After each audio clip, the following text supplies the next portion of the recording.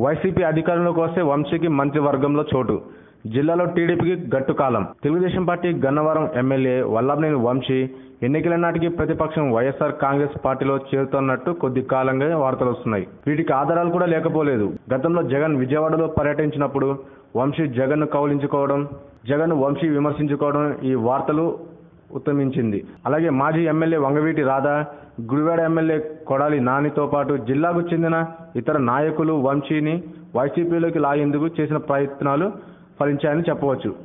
అయితే తాను ఇప్పుడు టీడీపీ ఎమ్మెల్యేగా ఉన్న వైసీపీలో చేరిన అంతగా నష్టపోయే అవకాశం లేని కారణంగా పార్టీ మారడమే మంచిదని వంశీకి స్నేహితులు చెప్తున్నారంట.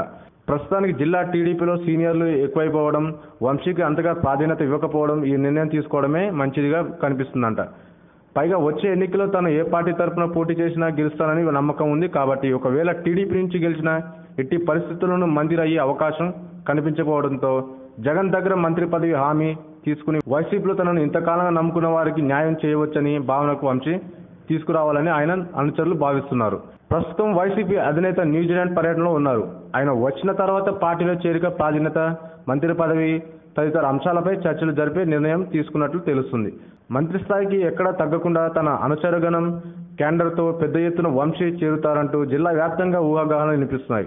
వంశీ చేరిక జిల్లా వ్యాప్తంగా వైసీపీకి కలిసి వస్తుందని సందేహమే లేదు.